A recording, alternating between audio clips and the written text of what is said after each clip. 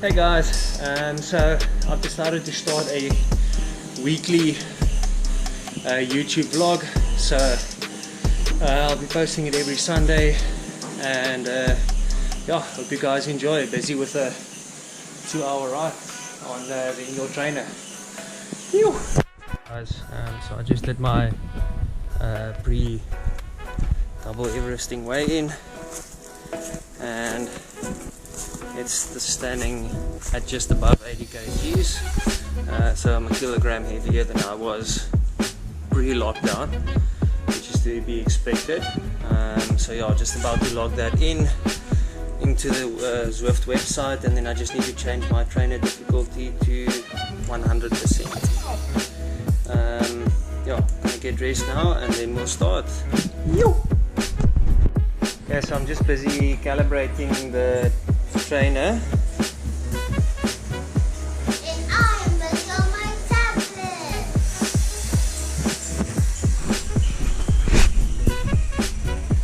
Not sure if you can see that. And even I literally just started, just finished calibrating the indoor trainer. I just need to set it to 100% trainer difficulty, and then yeah, here we go. I haven't reached the climb yet, so we're still doing like a warm-up section towards the climb. But yeah, let's go.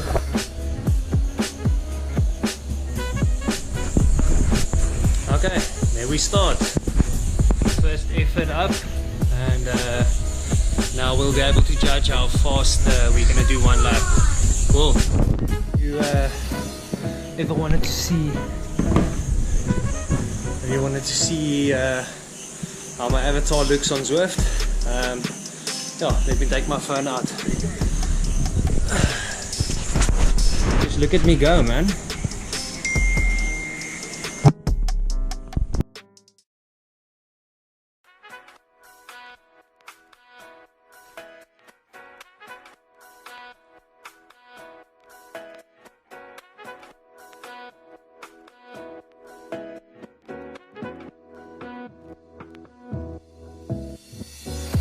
First up the Zwift, if it is done, you can see my avatar knows what's up, knows how to aero tuck.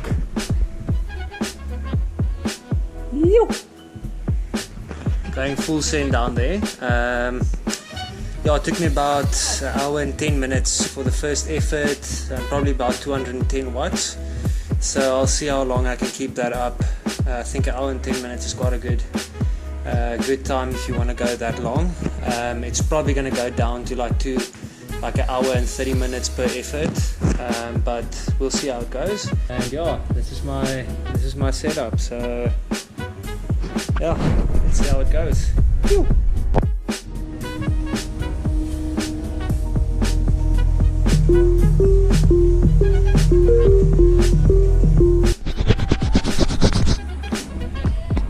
Okay, so second ascent done, 2,100 meters, and I think both the efforts were about 70 minutes. So let's see if we can keep it there for the rest of the evening and tomorrow. Yeah, still feeling good, but it's quite hot in here, so I've got some support crew as well. My dad. You.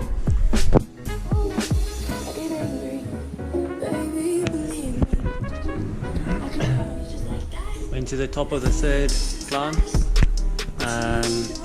Yeah, still feeling alright, and the sun's busy setting, so the interesting part starts now.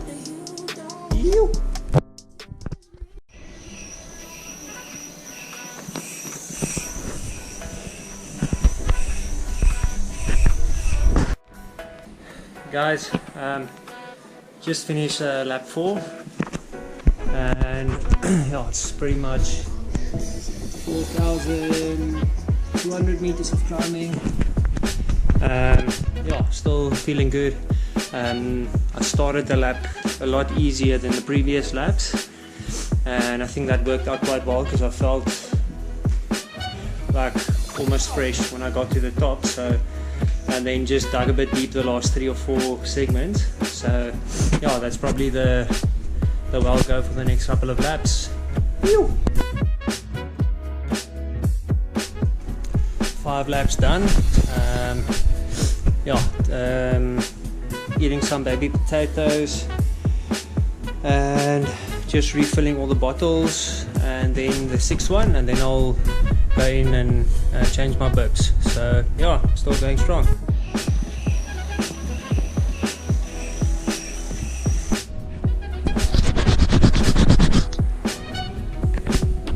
Hey guys, so 6th repeat done.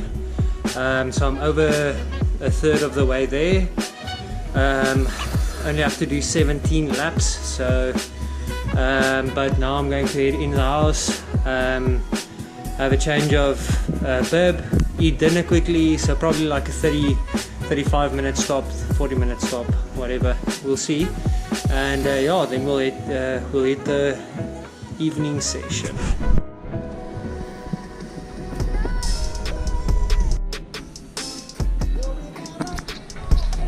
So 12:30, yeah, 12:30.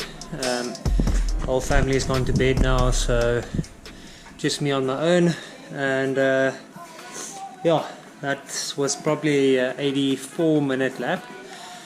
So a lot slower than what I started with, but keeping the pedals turning. On 7,300 meters of climbing at the moment. So like 1 and a bit lap to 1 full Everesting. So yeah, staying positive, hanging in there. Let's see what happens.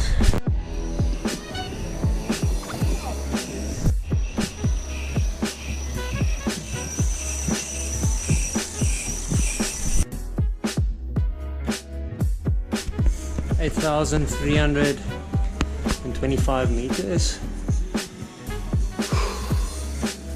12 hours and 20 minutes of riding already. I'm half a lap away from 1 full Everesting, so 1 Everesting done. And yeah,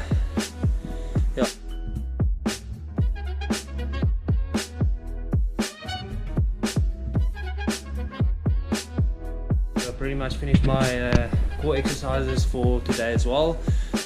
Proper session, and yeah, now I'm going to skip to tomorrow, where I'll be talking a bit about my double Everesting attempt, how it went, and yeah, I'll be doing that segment in a podcast as well.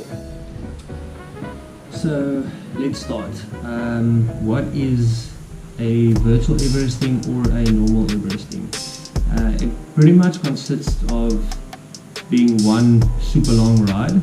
You pick one Strava segment that's on a hill, and you repeat that hill how many times it takes to climb the equivalent ascent of Mount Everest. So that's 8,848 meters, which is quite a mammoth task. And it has to be in one ride. You can't take sleep stops in between. If you're only doing 1 Everesting, you can however sleep. If you're doing 2 Everestings, you can sleep for 2 hours. So you can take breaks between each effort, but the longer the breaks, it just stretches that elapsed time of your ride, and then you can get caught out with quite a long time out on the bike. So my first Everesting, I took about 18 and a half hours of riding. It was in Hermanus, up and down Rotary Way. A lot of guys have done Rotary Way because of the Cape Epic. They went up there last year and a couple of other years. So it is a brutal hill, and it was quite tough. It was definitely the toughest thing I've ever done.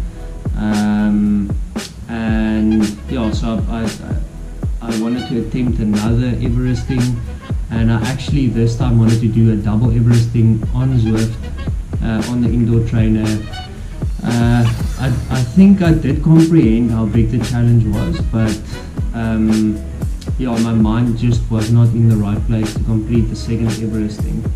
I felt a lot better after the first Everesting on the virtual first Everesting than the real Everesting up Rotary Way. So that was a positive, and I did it about 4.5 hours quicker than I did the real Everesting. So it's interesting comparison between the two. I think what I like about the virtual Everesting is there's one massive hill that you can go and climb, and you're not always that privileged to have that big hill in your surroundings. Like our biggest hill here is pretty much Rotary Way. That's about 190 meters of its ascent and 3 kilometers. But on the virtual Everesting, we can do Alpe Du Zwift, which is 12.4 kilometers with 1,040 meters of ascent, which is amazing. So yeah, a couple of stats on my actual ride. My elapsed time was 14 hours and 33 minutes. My riding time was 13.5 hours. I burned 7,900 calories. The ascent was 8,850 meters. That's 8.5 times up Alpe Du Zwift. My normalized power was 195 watts, which is not a lot. Average heart rate 133 beats per minute, and yeah, so that's pretty much the overcasting elements of what it took to complete this ride. I started quite late. I started at 1 o'clock in the evening, or in midday, 1 o'clock. And I think that maybe was a bit of a mistake. The previous time when I went up Rotary Way, I started at 3 a.m. in the morning, and which is quite nice because when it's you pretty much complete the Everesting just before it gets dark again. So and riding in the evening, it plays a bit with your mind. So I think that's one of the tips that I would will come to a bit later. Here's a couple of the things that I had to eat and to drink. I ate 4 bananas, had 4 coffees, drank 1.5 liters of electrolyte water. I had 4 liters of water, 4 liters of Coke. I ate 25 baby potatoes, 6 chocolate Mars bars. I had supper as well, so that was lasagna and a bit of salad. And yeah, that's pretty much what I had to eat throughout the whole Everesting attempt. I think that was enough to eat and to drink. I think I did look quite bloated on one of the videos that I posted. You can see my stomach standing out, but that is to be expected on ultra endurance events. Yeah, your stomach doesn't digest all the food that well after a couple of hours, so it does bloat a bit more. I can still remember after my first 361, when I finished that race, I was also massively bloated, but it does come down after a couple of days. So a couple of things that I have found after this Everesting attempt was because the bike is stationary, my hands got quite sore, and still these spots on the side where your hands are most of the time are still dead. I have no feeling in them at all. It's not concerning. I think it's just something to think about and not be worried after it happened. It does happen. It's just putting a lot of stress on those nerves on your hands if you sit on the bike for such a long time. The biggest challenge about a virtual Everesting or a normal Everesting is just being prepared to be on the bike for a super long time. I think there's a lot of people that can actually accomplish this. It's not, you don't have to be super fit like a pro to ride Everesting. You just have to have the right mentality to finish it. Because if you start it, there's a lot of times that you can pull out because you're going up and down the same hill, especially on the virtual bike. Because I mean, my house is right there, so if I feel I've done enough, I can just get off the bike and I can go and take a shower and sleep. But so you have to prepare your mind mentally to be able to get through that and actually have the perseverance to finish what you started. And a lot of guys aren't going to finish it, but it's not a failure as long as you learn something from it. and if you attempt it again and complete it, then you know you've learned something the first time. Then a couple of tips for the guys that want to do a virtual Everesting. I would say start very early. Think 3 a.m., 4 a.m. It's going to take you probably between 10 hours for the really fast guys to between 10 and 22 hours, I would say, to do one virtual Everesting or one normal Everesting. So start early. The earlier you start, the better, because you're not riding in the dark the most of the time. I know the sun plays a part as well then, but your mind is a lot more awake and willing to suffer in the day than it is when you are meant to actually be sleeping. So I would say start early, 3 a.m., 4 a.m., perfect time to get started. When everyone wakes up, you've already done one or two laps, and yeah, about 5, 6 o'clock, then you're pretty much about to finish. Then ventilation and regulating your core temperature is a massive part. I only had a small fan, which I'm grateful for that I had. I have a big fan now, but I only had a small fan when I attempted it. It is majorly important. If you're going to ride without ventilation, you're going to start overheating on the first lap, and you're going to get fatigued very quickly. That's one nice thing. If you do a normal Everesting, you go up the hill, you come down, you cool down, you climb up, you cool down again, and you don't have that in the virtual when you do it on Zwift. So replicating that with a fan is very important. Then one thing that people might think or forget to do is you have to drink quite a lot. I sweat 10 times more on the indoor trainer than I do on a normal ride, so you have to drink, and you have to drink often. Don't drink too much, but remember to keep yourself hydrated the whole time. I would say another thing that I did wrong in the double attempt was my cadence was very low.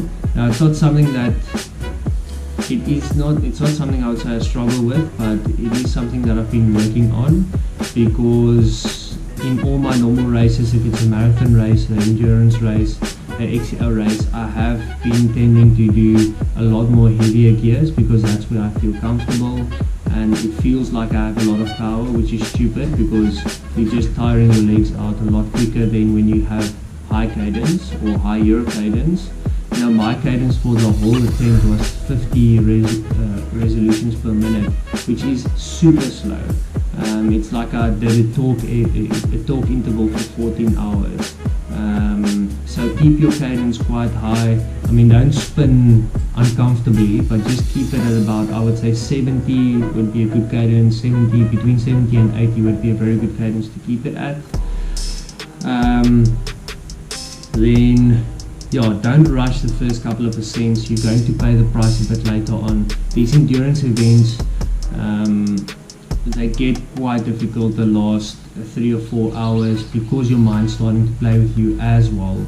So take it easy the first couple laps. Rather have consistent lap times throughout the whole effort than doing 3 quick laps and then doing 5 slow laps. I think that's also another thing I would change when I do another virtual Everesting. Is I started with 70-minute laps. I did 3 70-minute laps at the beginning of my virtual Everesting, and then it changed to like 85-minute laps for the last 5.5 laps. I would like to have that a bit more consistent, so start with 80-minute laps and just try to keep it on 80-minute laps. And I think that's quite important, and you have to eat a lot. I mean, I burned 8,000 calories for the whole ride. That's about 4 or 5 days worth of food, so I think that's quite important. And then at the end of the day, you have to have company to get you up those hills. So if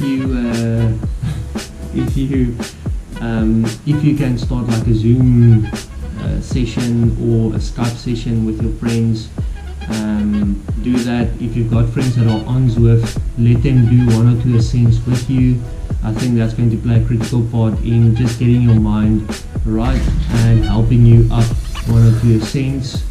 Other than that, what I found helped with me is watching a couple of movies. So I had a preset of like 6 or 7 movies, put that on a big screen, and then in your subconscious you're watching movies the whole time, and just keep your legs turning. Even if you're doing a lot less power, when you're not concentrating, you're still turning the legs.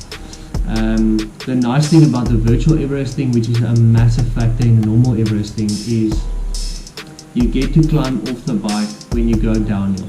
So going down Alpe Du Zwift, it takes about 9 to 10 minutes if you're freewheeling, and that's time to rest, stock up, do some more energy drinks, eat something.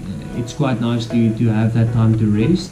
It does say in the rules you may rest and get off the bike, so that's quite nice. Whereas in a normal Everesting, you actually still have to concentrate on all the downhills, which can play a big part on at the end of the Everesting, because you are fatigued, your mind's fatigued, and your concentration isn't where it's supposed to be.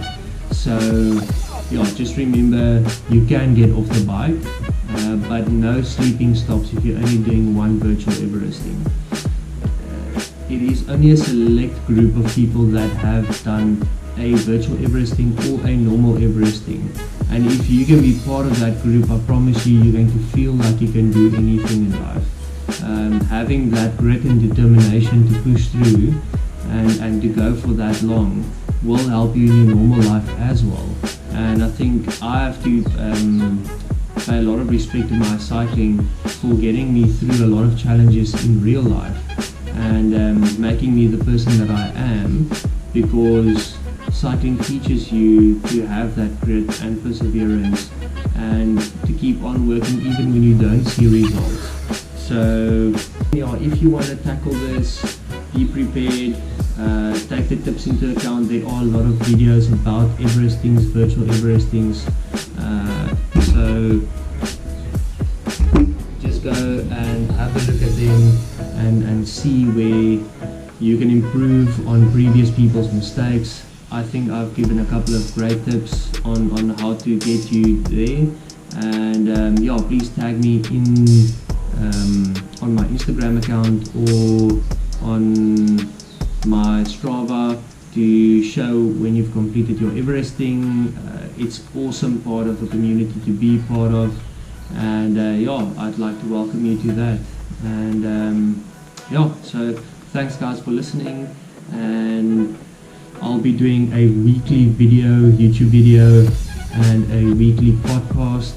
And yeah, thanks for listening, and to the guys that are watching, thanks for watching and hearing me babble about what I'm most passionate about, cycling. And yeah, next week we'll chat about something different.